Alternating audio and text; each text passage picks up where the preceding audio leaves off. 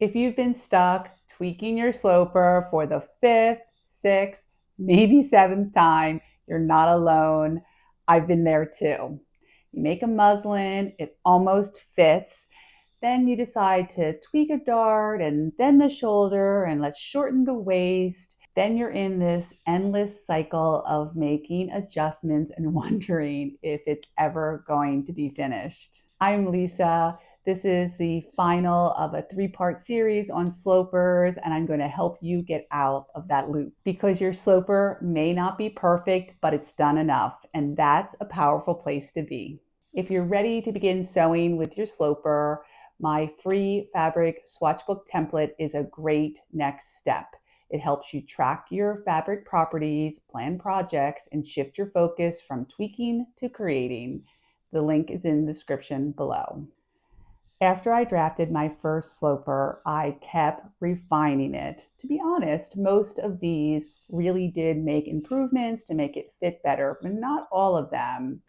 But it kept me in this endless loop of being in the fixing mode versus being in a making mode. Even though my first sloper did fit me pretty well, I made a lot of different adjustments. And you can see here all the different versions I had of my sloper. I had to raise the waist a little bit. I had to lower the back a bit. I wanted to move my shoulder forward. My back armhole was too short, so I had to lengthen that. These were all very small tweaks, but I just kept endlessly making tweaks with every pattern that I did. And the result was that each garment fit me better than the prior one. But I noticed that I wasn't fixing big problems anymore.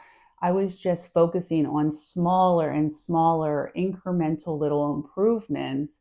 They didn't change the way the garment looked or the way it felt when I wore it. I was really just becoming so picky and minute in the adjustments I was making. So each garment was wearable, but I'd say, is my armhole too high?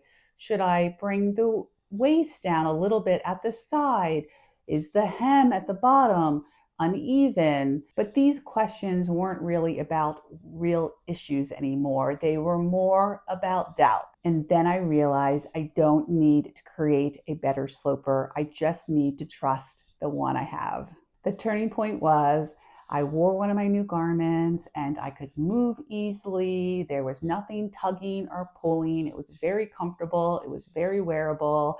I almost always get compliments when I wear the garment. And that's when I gave myself permission to stop the endless tweaks.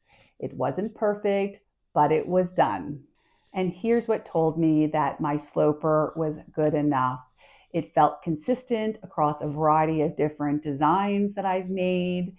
It felt excellent when I wore it. And most importantly, I was excited to begin making new designs with it instead of looking at what I had to fix. So if you're just nudging lines for the 8th time with no real change in fit, you're probably there too.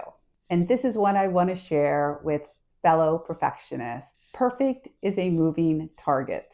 Your body will change, and that's okay. At some point, sewing will teach you more than redrafting the sloper ever will. And yes, you can revise your sloper later. And once I was able to let go of perfect, I was able to focus all of my time on the fun stuff, which is designing a garment and picking out fabric and then sewing up the design and ultimately wearing it.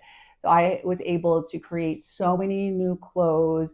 They all fit me better than anything I've ever bought, ready to wear ever. And that's when the real growth really happened.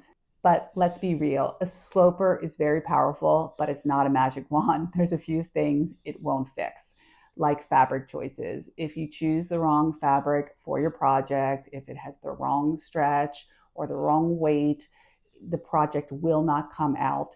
No matter how good your sloper is, your project is not going to look great. And there's a lot of design changes that you can make to your sloper that perhaps you're not doing correctly. So that's a whole nother thing. Once you have a great sloper, then you have to learn, how to make a wide neck, what rules you have to follow, how to make sure that your pattern is balanced.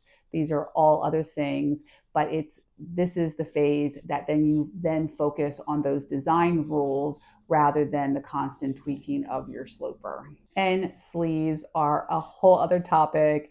And so you need to make sure you have really good sleeves and that they fit into your sloper. I think I'll create a video on that very soon. But an excellent sloper does give you an excellent head start.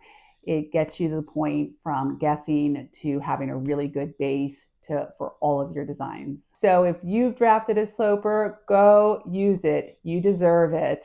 And if you want to learn how to get your hands on a sloper, check out this video here. If you've enjoyed this video, please like and subscribe.